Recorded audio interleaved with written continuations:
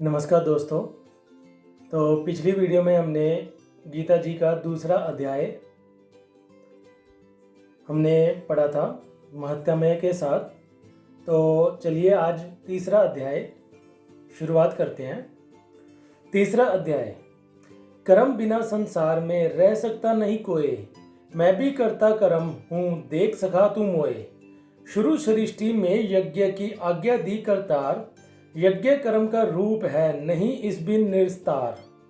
यज्ञ रूप है ब्रह्मा का ये जानत धीमान, जो नर त्यागे कर्म को सो मूर्ख नादान। जिमी कुछ करता कर्म है ना करना तिमी कर्म, इस कारण करना भला बेजर जाना मर्म। तो गीता जी का तीसरा अध्याय मैं यहाँ से प्रारंभ कर रहा हूँ। कर्म योग। अर्जुन ने पूछा, हे जनार्दन, यदि आपके तप से कर्म से बुद्धि श्रेष्ठ है तो केशव मुझे इस घोर कर्म में क्यों लगाते हो? मिले हुए वचनों से आप मेरी बुद्धि को भ्रम में डाल रहे हैं। निश्चय करके मुझे बताइए जिससे मैं कल्याण को प्राप्त हूँ। श्री कृष्ण जी बोले, हे निष्पाप अर्जुन, मैं पहले समझा चुका हूँ कि इस लोक में दो प्रकार की निष्ठा कही है। एक तो सांख्य वालों का ज्ञान योग और दूसरा योगियों का कर्म योग। कर्मों का प्रारंभ ना रहने से ही कोई निष्कर्म नहीं कहलाता और कर्मों का त्याग करके संन्यास करने से किसी को सिद्धि नहीं मिलती। मनुष्य क्षण भर भी कर्म किए बगैर नहीं रह सकता। प्रकृति के गुण ही सब मनुष्यों को कुछ न कुछ कर्म करने में लगाते हैं। जो अज्ञानी कर्मेंद्रियों को रोककर आत्मचिंतन करने के बहाने विषयों की चिंता करता है वह पखंडी मिथ्याचारी कहता है। हे अर्जुन, जो इंद्रियों को मन से दमन पर विषयों में प्रवृत्त ना होने देकर उनसे कार्य लेता है वह कर्म योग का अभ्यास करता है और श्रेष्ठ कहलाता है। अपने धर्म के अनुसार नियमित कर्म करो, बिना कर्म किए तुम्हारे शरीर का निर्वाह नहीं हो सकता। हे कौन्तेय, यज्ञ के निमित्त किए जाने वाले कर्मों को छोड़कर जितने कर्म हैं उनके करने से मनुष्य को बंधन होता है। अतएव तुम फल की इच्छा त्याग कर यज्ञ के लिए कर्म करो। सृष्टि के आरंभ काल में ब्रह्मा जी ने यज्ञ सहित प्रजा को उत्पन्न कर प्रजा से कहा था कि यद्यदि कर्म करके वृद्धि को प्राप्त होंगे, यही सब कर्म करो, तुम्हारे निमित्त कामधेनु होवेंगे। इस यज्ञ से तुम देवताओं को संतुष्ट करते रहो और देवता भी तुमको संतुष्ट करेंगे। इस प्रकार परस्पर बर्ताव करते हुए तुम और देवता कल्याण को प्राप्त होवोगे। यज्ञ आदि कर्मों से प्रसन्न होकर देवता इच्छित सुख की सामग्रियां देंगे, परंतु उनके दिए हुए दान को जो बिना उनके भोग लगाए ग्रहण करता है वह चोर है। पंच महायज्ञ करके जो शेष बचा हुआ भोग ग्रहण करता है वह सब पापों से मुक्त हो जाते हैं, और जो अपने निमित्त ही अन्न पकाते हैं वह पापी पुरुष पाप को ही भक्षण करते हैं। अन्न से प्राणियों की उत्पत्ति होती है, अन्न मेघ से उत्पन्न होता है, मेघ यज्ञ द्वारा जल बरसाता है और यज्ञ की उत्पत्ति कर्म से होती है। कर्म की उत्पत्ति ब्रह्मा से हुई है और ब्रह्मा अक्षर परमात्मा से। इसी कारण सदा सब प्राणियों में रहने वाले जो ब्रह्मा है वह सब यज्ञों में प्रस्तुत हैं। हे पार्थ, इस प्रकार चलाए हुए कर्म के चक्र के अनुसार जो नहीं चलता है वह पापमय है। जो पुरुष आत्मा में ही रत रहता है और आनंदमय अनुभव से तृप्त रहता है उसे कुछ भी कार्य शेष नहीं है। वह कोई कर्म करे या न करे उसको कोई प्रयोजन अथवा लाभ नहीं है, और किसी प्राणी से अपना लाभ कर लेने का भी उसे कोई आवश्यकता नहीं। इसलिए तुम भी फल प्राप्ति की इच्छा त्याग कर कर्तव्य पालन करते रहो। राजा जनक आदि ने भी कर्म सिद्धि पाई है। इसी प्रकार तथा लोक संग्रहण को देखते हुए भी तुमको कर्म करना उचित है। श्रेष्ठ पुरुष जिस कर्म का आचरण करता है दूसरे मनुष्य उसी मार्ग पर चलते हैं, और वह जिसको प्रामाणिक मानता है उसी के अनुसार सब उत्तम मानते हैं। हे पार्थ, मुझको तीनों लोगों में कुछ भी कर्म शेष ना रहा और ना कोई अप्राप्त वस्तु प्राप्त करनी है, फिर भी मैं कर्म करता ही रहता हूँ। यदि हम ही आलस्यमय होकर कर्मों को नहीं करेंगे तो मनुष्य हर प्रकार से हमारे ही पथ का अनुकरण करेंगे। जो मैं ही ना करूं तो सब लोग भी ना करने से नष्ट हो जाएंगे। इससे मैं ही वन संकरों के उत्पन्न करने का हेतु बनकर प्रजा को नष्ट करने वाला समझा जाऊंगा। जिस प्रकार अज्ञानी फल की इच्छा करके कर्म करता है, वैसे ही फल की इच्छा ना करते हुए अज्ञानी को लोक शिक्षा की इच्छा करते हुए कर्म करना उचित है। कर्म में असक्त अज्ञानियों की बुद्धि में ज्ञानी भेदभाव उत्पन्न ना करे, परंतु आप सवे कर्म करता हुआ उससे भी प्रसन्नता पूर्वक कर्म करवावे।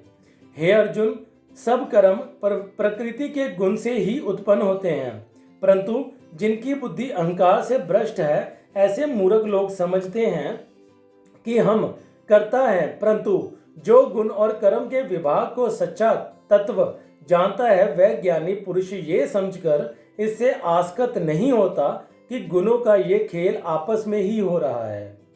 हे अर्जुन, आध्यात्मिक बुद्धि से सब कर्मों को तुम मुझ पे अर्पण करके अपने कर्म फल की आशा छोड़कर संग्राम करो। जो पुरुष श्रद्धा पूर्वक मेरे वचनों पर दोष दृष्टि ना करके मेरे इस मत के अनुसार आचरण करते हैं, वे लोग कर्म बंधन से निश्चय ही मुक्त हो जाते हैं। और जो अज्ञानी इस मत पर दोष दृष्टि करते हुए इसको ग्रहण नहीं करते, वह संपूर्ण ज्ञान से रहित हैं। उनको नष्ट हुआ जानो। अपना कठिन धर्म भी दूसरे के सहज धर्म से हितकर होता है। सर्वधर्म से मरना भी कल्याणकारक है, परंतु अन्य धर्म भयानक है। अर्जुन बोले, हे कृष्ण, पुरुष को पाप करने की इच्छा ना होते हुए भी कौन उसे बलात्कार पाप के मार्ग में प्रवृत्त करता है। श्री कृष्ण बोले, हे अर्जुन, रजोगुण से उत्पन्न होने वाला काम और क्रोध मनुष्य को पाप मार्ग में ले जाता है। इन्हें करके उत्पन्न इच्छा कभी तृप्त नहीं होती। ये महापापी और घोर शत्रु हैं। जैसे धुआं से अग्नि, धूल से दर्पण और झिल्ली से गर्भ का बालक ढका रहता है, उसी प्रकार विषय की इच्छा से आत्मज्ञान ढका हुआ है। हे कुंती पुत्र, इस शत्रु काम को करके ज्ञानियों को ज्ञान अनाच्छादित हुआ है। इंद्रिय, मन और बुद्धि इस काम के अक्षय स्थान है। इनके सहारे विशेष अच्छा ज्ञान को आच्छादित करके जीव को मोहित कर लेती है। अतएव तुम सर्वप्रथम इंद्रियों को वश में करके ज्ञान और विज्ञान को नष्ट करने वाले इस काम को जीतो। कहते हैं कि इंद्रियां प्रबल हैं और इंद्रियों से भी प्रबल मन है। इस प्रकार जो बुद्धि से परे है, उस आत्मा को जानकर निश्चयात्मक बुद्धि द्वारा मन को निश्चल करके, हे महाबाहो, तुम उस दुर्धर शत्रु काम को जीत लो।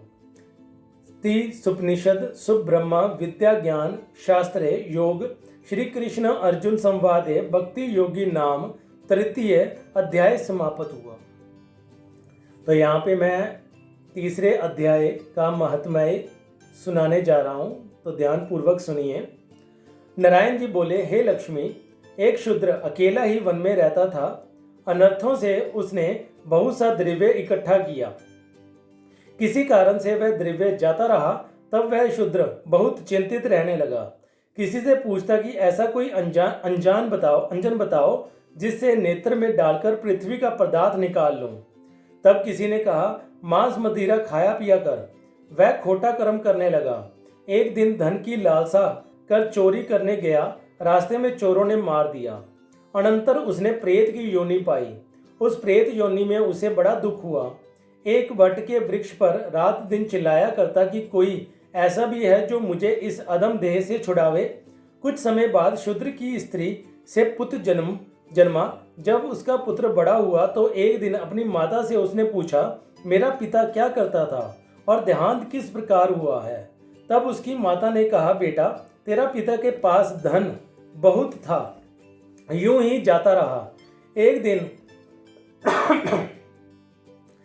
दिन धन की लालसा से चोरी करने गया, परंतु मार्ग में चोरों ने उसे मार डाला। तब उसने कहा, हे माता, उसकी गति कराई थी। तब माता ने कहा, नहीं। फिर कहा, हे माता, उसकी गति करानी चाहिए। ये कह पंडितों से पूछने लगा और प्रार्थना करी, हे स्वामी, मेरे पिता एक दिशा में जाकर मृत्यु को प्राप्त हुआ है, उसका उद्धार किस प्रकार होवे। तब पंडितों ने कहा, गया जी जाकर उसकी गया करो, तब पितरों का उद्धार होगा। ये सुन माता की आज्ञा लेकर गया जी को गमन किया। प्रयागराज का दर्शन स्नान करके फिर आगे को चला। रास्ते में एक वृक्ष के नीचे बैठा, वहां उसका बड़ा भय हुआ।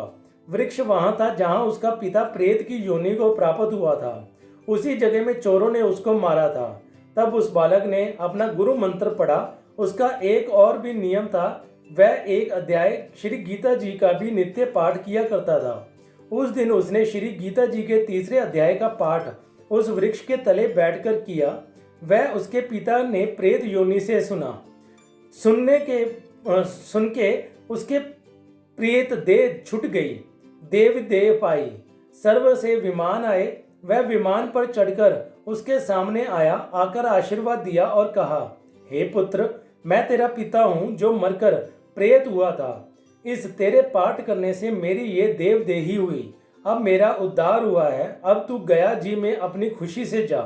इतना सुनकर पुत्र ने कहा, हे पिताजी, कुछ और आज्ञा करो जो मैं आपकी सेवा करूं। तब उस देवदेही ने कहा, देख, मेरी 7 पीढ़ियां पितर नरक में पड़ी हैं, बड़े दुखी हैं। तब तू श्री गीता जी के 3 अध्याय का पाठ करके उनको इस दुख से मुक्ति प्रदान कर। इतना वचन कहकर वह देवदेही देही मार्ग स्वर्ग को चली गई। तब बालक ने वहां 3 अध्याय का पाठ किया, सब पितरों को पुण्य देकर बैकुंठगामी किया। जो जीव गीता जी का पाठ करे या श्रवण करे, उसका फल कहाँ तक कहने में नहीं आ सकता। तब नारायण जी ने कहा, हे लक्ष्मी, ये 3 अध्याय का जो फल मैंने तेरे लिए कहा है, सो तूने सुना है। तो यहाँ तक था हमारा गीता जी का 3 अध्याय।